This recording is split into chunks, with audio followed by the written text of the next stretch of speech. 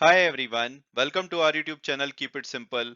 आज के वीडियो में हम बात करेंगे यूके की स्टॉक मार्केट की, जो कि भारत की स्टॉक मार्केट को पछाड़ करके अब दुनिया की छठी सबसे बड़ी स्टॉक मार्केट बन चुकी है।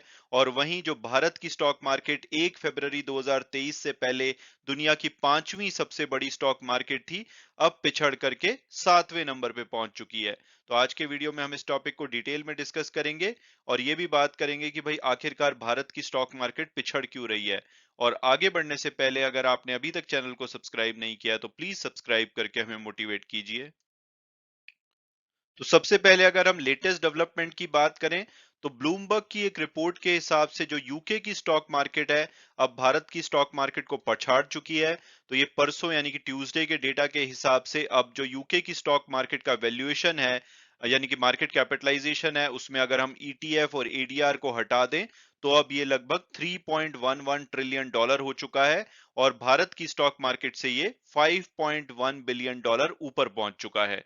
और 29 मई 2022 के बाद पहली बार ऐसा है जबकि यूके की स्टॉक मार्केट भारत की स्टॉक मार्केट से आगे निकली है।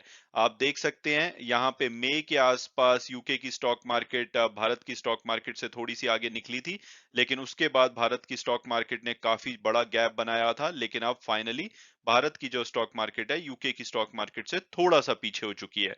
अगर आप इनकी थोड़ी हिस्ट्री देखेंगे, जब 2022 की शुरुआत हुई थी तो जो भारत की स्टॉक मार्केट है वो सातवें नंबर पे थी, हमारे से आगे यूके पांचवें नंबर पे, फ्रांस छठे नंबर पे था और इससे ऊपर ऑब्वियसली यूएस, चाइना, जापान और हांगकांग तो पहले से चौथे नंबर पे थे। लेकिन 2022 का मार्च आते आते हम पांचवें नंबर पे पहुंच गए थे, हमने यूके को पछाड़ करके छठे नंबर पे कर दिया था और फ्रांस तो गिर करके नौवें नंबर पे हो चुका था। लेकिन इस साल में चीजें बदली हैं। खास करके अगर हम यूके का फुटसी जो 350 इंडेक्स है उसके बारे में बात करें, जिसमें कि फुटसी 100 और फुटसी 250 जो डोमेस्टिकली फोकस्ड शेयर्स हैं वो आते हैं, उन्होंने इस साल में यानी कि 1 जनवरी के बाद 5.9% का गेन किया है। और अगर हम मॉर्गन स्टैनले का जो ऑल कंट्री वर्ल्ड इंडेक्स है उसने भी 4.7% किया, यानी कि दुनिया को भी इसने आउट परफॉर्म किया है। और यूके का जो इंडेक्स है वो 5.9% बढ़ा है। और वहीं जो हमारा निफ्टी 50 है वो 2023 में 3.5% गिरा है। और इस वजह से जो हमारी स्टॉक मार्केट है अब सातवें नंबर पे पहुंच चुकी है।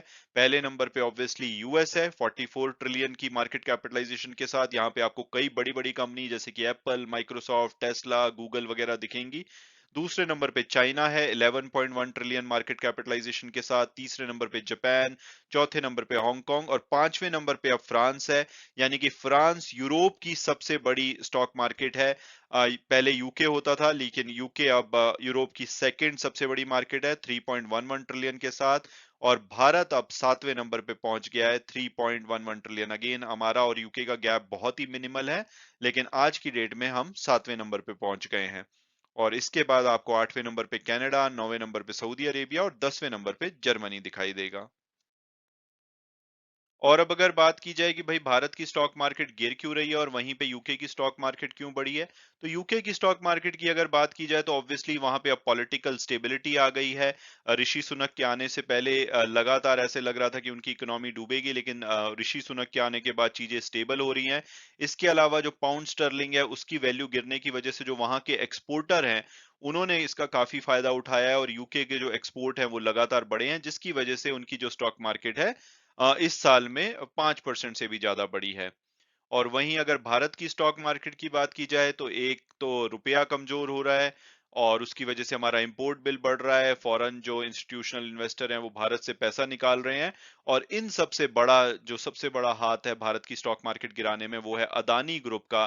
क्योंकि 24 जनवरी को हिंडनबर्ग की जो रिसर्च फर्म है उनकी एक रिपोर्ट आई थी, उसके बाद से अदानी ग्रुप के शेयर्स ने, जो लिस्टेड कंपनीज है, 142 बिलियन डॉलर का बड़ा इन्होंने लॉस दिखाया है। और उसकी वजह से जो मॉर्गन स्टैनले इंडिया इंडेक्स है इसमें लगभग 85% जो भारत की फ्री फ्लोटिंग मार्केट कैपिटलाइजेशन वाली कंपनी है वो इंक्लूडेड होती हैं, वो इस साल में 6.1% गिरा है। तो अदानी ग्रुप ने तो लुटिया डुबाई है। लेकिन इसके अलावा भी 1 दिसंबर के बाद अगर हम इंडिया के जो एक्सचेंज है वो देखें तो अब लगभग 10% नीचे गिर चुके हैं वेंसडे तक का डेटा, यानी कि कल तक अगर हम देखें तो 10% हम गिर चुके हैं 1 दिसंबर से। तो टेक्निकली अगर बात की जाए तो हम टेक्निकल करेक्शन दिखा चुके हैं, क्योंकि 10% गिरने के बाद ये माना जाता है कि टेक्निकली हमारी स्टॉक मार्केट वीक हो चुकी है। तो अब देखना होगा कि इससे हम कैसे उभरते हैं। हालांकि अदानी ग्रुप, जिसकी वजह से हमारी स्टॉक मार्केट में सबसे बड़ी कमी आई है, उन्होंने लगातार जो हिंडनबर्ग रिसर्च की रिपोर्ट है उसको डिनाई किया है कि भाई इनकी बातें गलत है, और उन्होंने साथ साथ में अपने एक्सपेंसेस कट किए हैं, काफी सारी जो डील प्लान थी उनको काटा है, साथ में जो अपने डेट्स हैं उनको रीपे करना शुरू किया है, ताकि ट्रेडर्स जो हैं वो शांत हो। लेकिन अभी भी जो इसमें गिरावट का खतरा है वो जारी है। तो जब तक अदानी ग्रुप वापस रिकवर नहीं करता, तो भारत की स्टॉक मार्केट हो सकता है कि अभी कुछ टाइम तक 7वें नंबर पे बनी रहे। हालांकि ऐसा नहीं है कि ये एक लंबा टाइम लगेगा भारत को वापस 5वें नंबर पे या ऊपर आने में, क्योंकि आप देखेंगे मार्च 2022 में भारत की जो स्टॉक मार्केट है 5वें नंबर पे पहुंची थी। 1 फरवरी को जब अदानी ग्रुप के शेयर्स में भारी गिरावट आई थी बजट के बाद, उस दिन हम 5वें से 6ठे नंबर पे पहुंच गए थे, क्योंकि फ्रांस हमसे आगे निकल गया था।